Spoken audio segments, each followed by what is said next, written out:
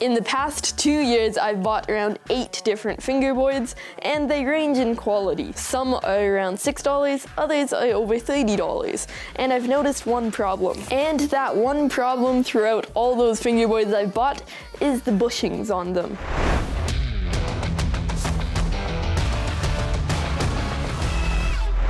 This is the best fingerboard I've got off Amazon. It's around $30, which I know that's not a Black River fingerboard, but it's a decent priced fingerboard. And these are the bushings here, these little rubber pieces that fit in between a washer and a nut. And this makes the trucks be able to flex like that. So you're asking yourself right now, what's the problem? And I'll tell you, with a good pair of bushings, you should be able to push this all the way down, and when you let go, it should go right back and kind of snap right back.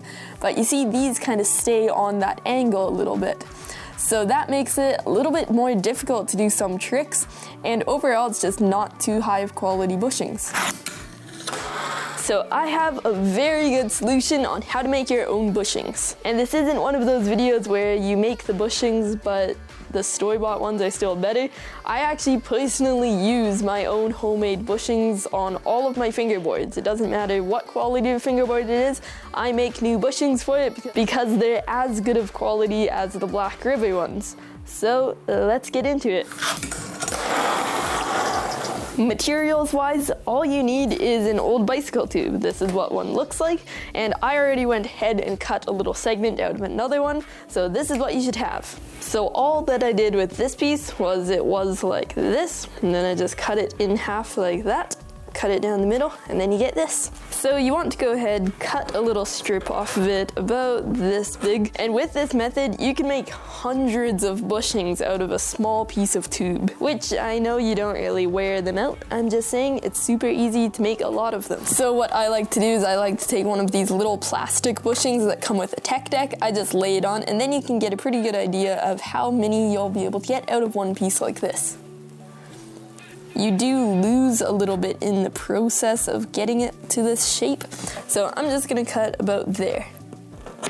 Just like that. So depending on the size of trucks, that'll also vary the size of tube that you're going to cut. I'll explain a little bit more in a minute. So I have a little square, I'm just gonna cut a little circle out with these pairs of scissors, and then that's gonna be our bushing.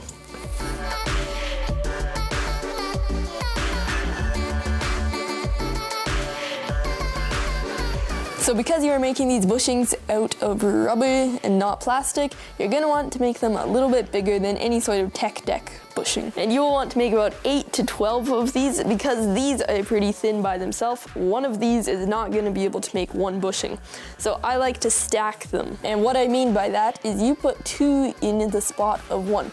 So these are just ones that I bought, and I'm gonna take my own bushings and I'm gonna put 2 on the bottom, 2 on the top, instead of 1 on the top and 1 on the bottom. So right now our bushing does not have a hole in it, so I'm gonna take this small little nail and just punch a hole in it. Line it up. It does not need to be perfect, close counts.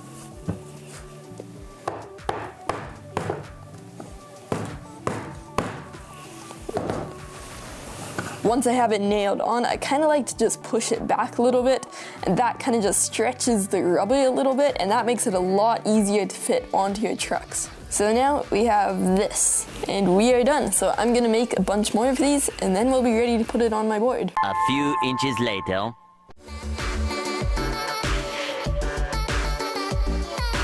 Now that we have those made, go ahead and take your old bushings off of your board. And I'm just going to note, if your board has this washer, you probably aren't going to want to use that with these. Not because it's going to be bad for your board or anything like that, but why you don't want to use this washer is because you can make these for so cheap, it's okay if this nut accidentally kind of starts to then cut into them over time.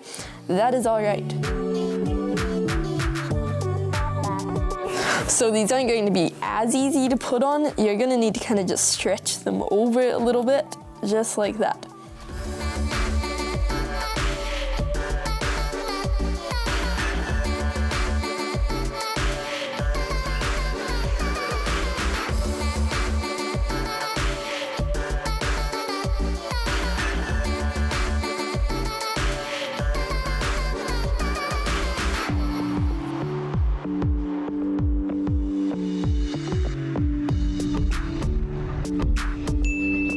Once you have everything put back together, you are good to go. I like to run my bushings a little bit looser than most people. I just kind of like that flexible board feel.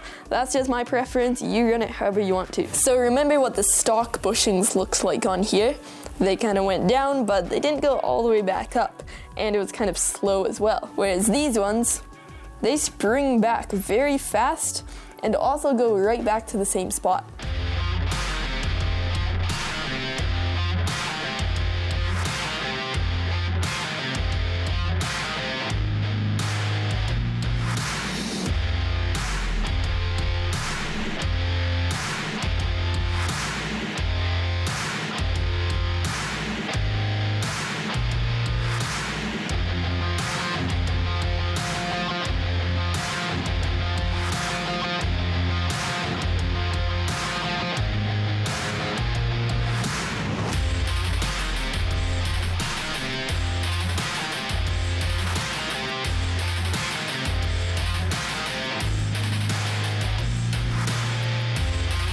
Hopefully this video is helpful for you. I know that these are like the best bushings I've ever tried, and I made them myself. And the feeling of having very good bushings for the first time is an amazing feeling.